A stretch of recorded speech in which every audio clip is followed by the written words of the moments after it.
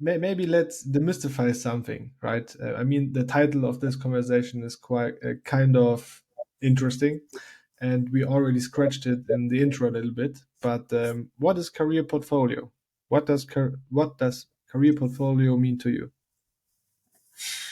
Um, it's a thought that lies really, really close to my main interest. I've positioned myself now in this podcast already to say, be the best you can and you will be. And that, of course, also goes hand in hand with my definition or thought of how careers should be. The classical one, of course, is you decide on your career once you finish school or even before that. And then you follow all those steps. You go, I don't know, you go intern at the company, then you start there with a medium level job, very little salary, worst case scenario.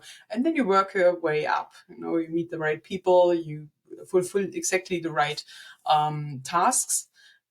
But there's not much that comes from you internally. It's mainly a given path from the outside. And with every fiber in my body, I rebel against that thought. Because core of me still thinks you have to want it. You have to have passion for it, and independent of what it is, and it might change.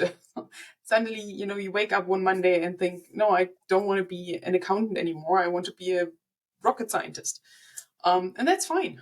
I mean, if you get into that area, that's even better. But in most cases, really just look at the opportunities that you have and look at the interests that you have, and don't be deterred by a classical path that you should take, because that's not you. That's external. But you have to have your intrinsic motivation.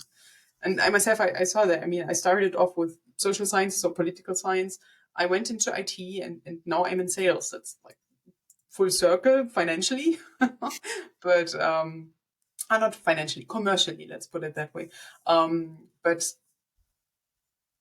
there was so many, so different topics in the meantime, and it's always you try something and you find if it fits you or not, and then you turn around, try something else, and it might also be that 10 years later, the first thing you tried is still the thing that moves you the most, so you return to that, and that's fine, because in the core of me, I think career is not a path, an external path that you follow, but it's really something that you have to find for yourself and then follow. It's like the red line in your life. And even if there is none, it doesn't matter.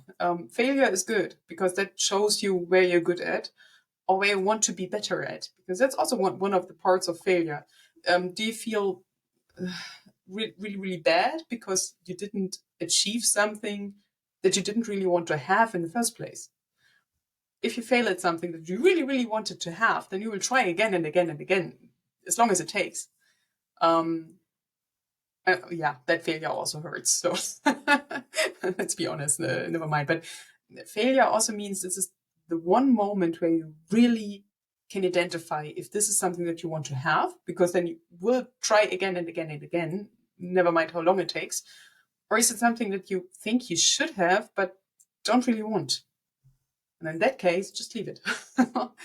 Look for other opportunities and never have someone else tell you what to do. It's bad idea, bad advice. Yeah, And I no, hope no. my kids are not listening.